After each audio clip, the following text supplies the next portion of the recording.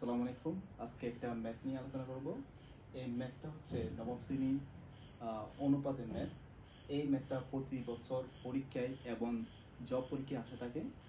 So আমরা এই ম্যাথটা বিভিন্ন গাইডের মধ্যে অনেক মানে তাদের মেথডের মতো করছে, কিন্তু আমি ভিন্ন ওয়ে এটাকে অ্যানালাইজ করব। বলছে একটি বর্গের ক্ষেত্রে বাহু দৈর্ঘ্য 10% বৃদ্ধি পেলে শতকরা কত বৃদ্ধি পাবে। সো প্রত্যেক বাহুর দৈর্ঘ্য 10% বৃদ্ধি পেলে আমরা যখন পার্সেন্ট বলবে তখন আমরা ধরবো 100%। তাহলে আমাদের প্রথম বর্গ আমাদের 10% যদি বৃদ্ধি পায় তাহলে আমাদের প্রথম বর্গ হচ্ছে 100, অর্থাৎ প্রত্যেক বাহুর দৈর্ঘ্য 100। যদি 10% বৃদ্ধি পায়, বৃদ্ধির বর্গের প্রত্যেক বাহুর দৈর্ঘ্য 110।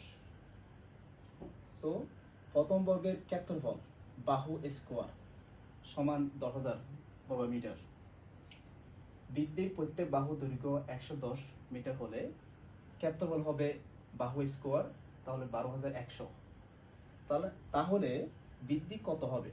তাহলে বৃদ্ধি সমান আমাদের বৃদ্ধি বর্গ 12,100 মাইনাস পুরাতন বর্গ ক্ষেত্রফল 10,000 ইকুয়াল 2,100 হচ্ছে আমাদের বৃদ্ধি টোটাল।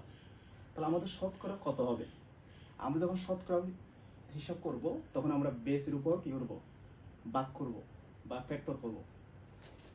আমাদের বৃদ্ধি হচ্ছে 2,100 ডিভাইড বাই বেস বর্গ ক্ষেত্রফল 10,000 ইন্টু 100। আমরা এটাকে আমরা কাটারি করলে আমাদের 21% থাকে। এই মেথডটা অনেক গাইডের মধ্যে অনেক বিভিন্ন ওয়ে করছে, কিন্তু আমি এটা একদম গ্রাফিক্যাল এবং প্র্যাকটিক্যালভাবে আমি দেখা দিলাম।